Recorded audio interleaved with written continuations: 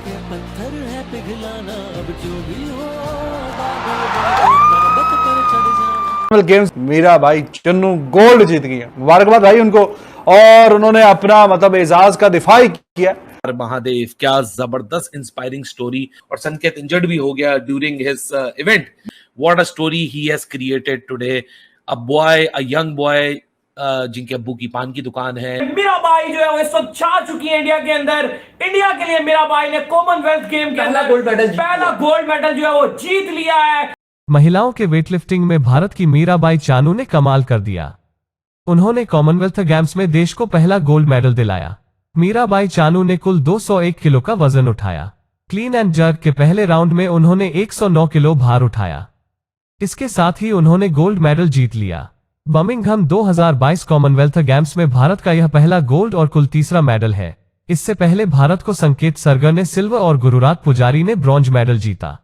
कि मीराबाई जो है इस वक्त छा चुकी हैं। मीराबाई ने वेट लिफ्टिंग के अंदर इस वक्त इंडिया के लिए गोल्ड जीत लिया था। उसका छा गई है भाई मीराबाई। और मीराबाई आप उनको मत बोले बल्कि क्वीन मीराबाई बोले। Mirabai Channu, sorry queen Mirabai Channu the queen of India. और अली जिस तरीके से उन्होंने आज पहला गोल्ड मेडल जीता है, बताएं जरा कितना कितना वेट उन्होंने लिफ्ट किया। क्योंकि इससे पहले अगर आपको मैं बताऊं तो पहली गोल्ड मेडलिस्ट थी कॉमनवेल्थ में इंडिया की तरफ से 2018 में जिनको गोल्ड मेडल मिला।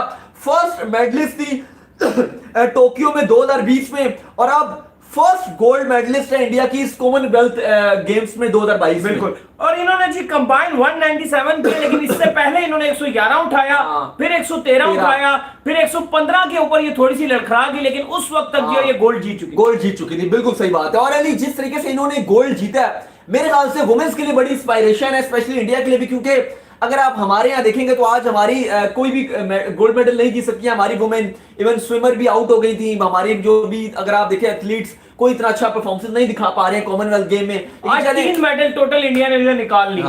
आज के दिन 3 मेडल हमारे लिए थोड़ा सा ये मैं कहता हूँ एक इंस्पायर्ड होना चाहिए कि हम भी देखेंगे जब हमारे पड़ोसी कुछ कर रहे हैं ऐसा, पड़ोसी जब जीत सकते हैं तो हम क्यों नहीं कर सकते। एक इंस्पायरेशन हमें लेनी चाहिए, जलना नहीं चाहिए या हेट नहीं फैलानी चाहिए, बल्कि मैं समझता हूं कि इंस्पायर्ड होना चाहिए। क्योंकि हम एक जैसे हैं, चमड़ी हमारी एक जैसी है, शक्ल एक जैसी है, जबान एक जैसी है, मुंह एक जैसा है, खाना एक जैसा है, तो फिर हम क्यों नहीं जीत सकते। सही बात है, हम भी जीत सकते हैं। कोशिश करनी चाहिए। हमारी वुमेन्स हो गई या हमारे जो एथलीट्स हैं, जैसे नीरज चोपड़ा ने पहले गोल्ड मेडल ओलंपिक में लिया, कितनी वाह वाह हुई। इवन हम पाकिस्तानी जो अवाम है, फैंस, उनसे हमने इंटरव्यू लिया। ओलंपिक्स जो है वो एक वुमेन आई हुई थी, वो ये बता रही थी कि आपको फैसिलिटियां अवेलेबल ही नहीं है। जो इंडियंस जो जितने एथलीट आ रहे हैं उनको फैसिलिटी। अरशद अदीब में ये बात बता रहे थे कि आपके पास फैसिलिटीज नहीं है, वो हाई क्लास के आपको फैसिलिटीज नहीं मिलती हैं, सपोर्ट नहीं मिलता है। लेकिन देखिए इंडिया में ठीक है, वहां पे सच बोला उन्होंने, कहा यार इंडिया हमसे काफी आगे चल रहा है। हाँ, लेकिन देखो कहीं ना कहीं मेरा फिर भी ये मानना है कि हम अगर ये बहाने करते रहेंगे तो बहुत बहाने हैं। अगर आप वो तो फिर इंडियंस भी ये बहाने कर सकते हैं। ये मीराबाई भी बहाना कर सकती थी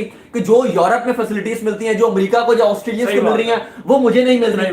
मतलब वो तो मीराबाई भी ये कह सकती है ना कि मुझे फैसिलिटीज वो नहीं मिल रही जो यूएसए वालों को मिल रही है, ऑस्ट्रेलियन एथलीट्स को मिल रही हैं। लेकिन उनके पास बहाना नहीं है, उन्होंने करके दिखाया और उन्होंने सबका मुंह बंद कर दिया कि मैं कर सकती हूं, मैं करके दिखाऊंगी, और मैंने कर दिया। यही वजह है कि इतने ज्यादा 2018 में पहला इन्होंने कॉमनवेल्थ में इंडिया को मेडल जितवाया था और अभी भी गोल्ड मेडलिस्ट है, पहली वुमेन बनी है और पहला इंडिया का गोल्ड मेडल है। तो सलाम है भाई इस लेडी को जिसने इतनी शानदार परफॉर्मेंस दिखाई है। क्योंकि देखो खुशी होती है हमें भी, क्योंकि देखो आज दूसरी तरफ मैच चल रहा था बारबेडोस का और आपकी पाकिस्तान की वुमेन का। यार उन्होंने तो जलील करा दिया था। सुनिए, आज लोगों ने यहाँ पाकिस्तान के अंदर टॉप ट्रेंड था कि कुछ शर्म करो कि बारबेडोस पहली बार इंटरनेशनल मैच खेलने आ गई और पहली बार उसने आपको धो दिया। कुछ तो शर्म करो। ये 11-20 का जो टोला है, दाऊद साहब एक मिनट, ये जो 20 लड़कियों का टोला है ये जाता है, ये गर्ल्स जो है इनकी कैप्टन आके बताते हैं कि गर्ल्स बहुत एंजॉय कर रही हैं, इधर पाकिस्तान की इकोनॉमी डूब रही है, हमारे टैक्स के पैसे पे ये वहां जाती हैं और जलील ख्वार करा के आती है। कब जीती है ये लास्ट टाइम ऑलरेडी। और जो मीराबाई चन्नू का नेक्स्ट बेस्ट है वो 90 केजी के ऊपर क्या कहते हैं उन्होंने अपने आप को रजिस्टर करवाया हुआ है। पहले आप रजिस्टर कराते हो, फिर उसके बाद आप अटेम्प्ट्स करते हो, फिर आप वो रजिस्ट्री कर रहे हो। तो आई होप आपने क्या कहते हैं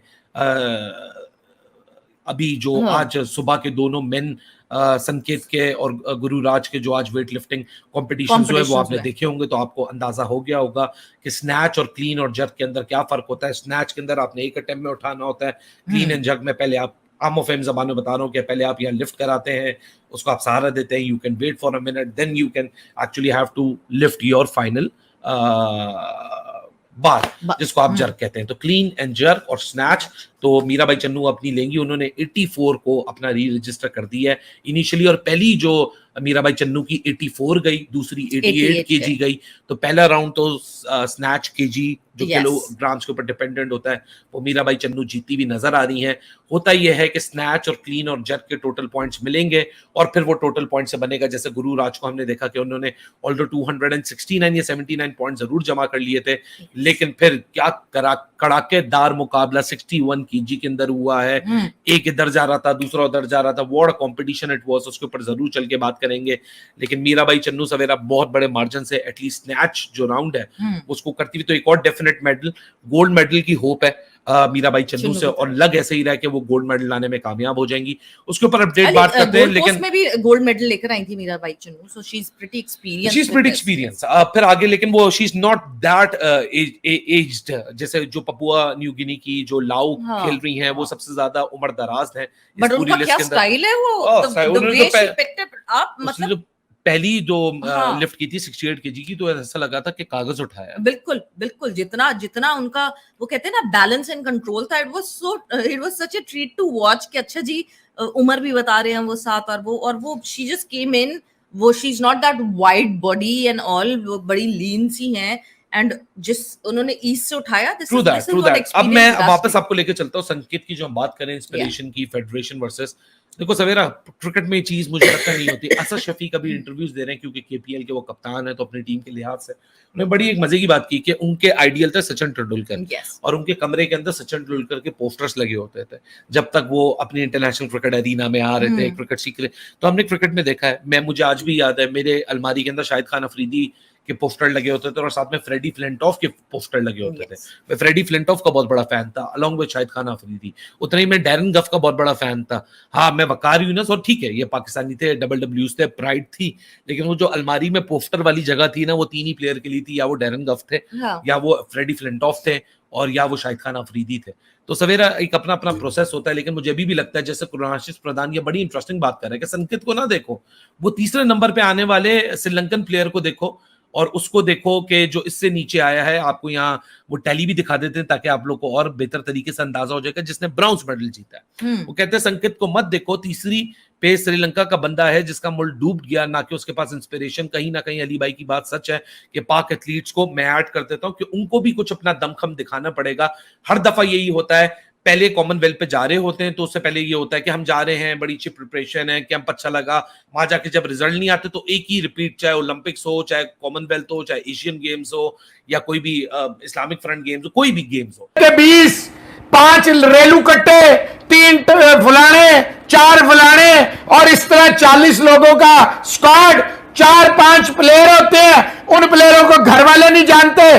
बैंड एथलीट्स जो मुल्क और कौम का नाम जो है वो बदनाम करते हैं, उन्हें पीओए ऑफिशियल चमचे कड़चे बना के ले जाती है। ये आपके घर में होता है। तो मैं कहता हूं जनाब, बहुत बहुत मुबारक है उन माओ को, उन वालिदैन को, उन भाइयों को, उन बहनों को, उस मुल्क को, उस कौम को जिसने ऐसे बच्चे पैदा किए हैं, ऐसे हीरे पैदा किए हैं। जब आपका नेशनल एंथम बनता है रिजवान, उसकी फीलिंग कोई हमसे पूछे जब हम कवर करने जाते हैं, चाहे हमारे बच्चे उसमें सिल्वर ले लेते हैं, कुछ कर लेते हैं, लेकिन रिजवान साहब ये फीलिंग अल्फाज में, वो भी रो पड़ी बच्ची जब नेशनल एंथम बजा। बिल्कुल आपने ठीक फरमाया कि वो कई टाइटल्स, या सिल्वर है, या गोल्ड है, या ब्राउन्स है, ये होती है विनिंग मेंटालिटी। ये विनिंग मेंटालिटी मां की गोद से आती है। ये विनिंग मेंटालिटी आपके, जब आपका मुल्क का वजीर आजम, चीफ एग्जीक्यूटिव जो होता है, वो सारे काम साइड में रखता है, फोन उठाता है, हमें बेटा शाबाश मेरे बच्चों, जा रहे हो, वेरी वेल। मुझे बताओ, आपका प्राइम मिनिस्टर इमरान खान एक खेलों से आया था, वर्ल्ड कप जीत, खुदा को हाजिर नाजिर जान के कहे, उसने कभी सिवाय नौकरियां छीनने के, फंड्स बंद करने के, डिपार्टमेंट्स बंद करने के, क्रिकेट को बंद करने के, खेलों को बंद करने के, क्या उसने कुछ किया? आप अल्लाह को हाजिर नाजिर जान के कहें, आप जर्नलिस्ट हैं, कभी आपने ये सुना है भाई ये संकित नहीं जीतेंगे, मीराबाई नहीं जीतेगी। तो भाईजान ये मेंटालिटी होती है।